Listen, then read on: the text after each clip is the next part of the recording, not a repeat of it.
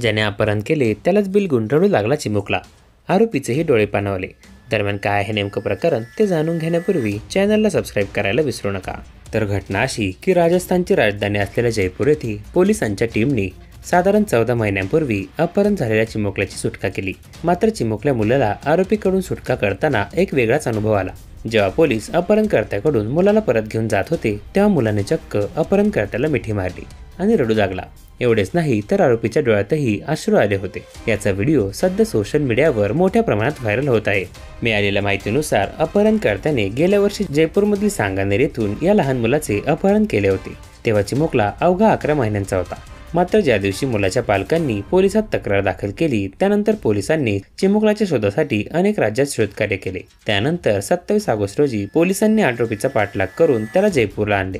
सध्या अपहरणकर्ता पोलिसांच्या कोठडीत आहे. व्हायरल होत असलेल्या व्हिडिओत दिसते की एक चिमुकला मुलगा त्याच्या अपहरणकर्त्याला म्हणजेच त्या आरोपीला मिठी मारून जोरजोराने रडताना दिसत आहे. त्या आरोपीला जराही सोडायला तो तयार नाहीये.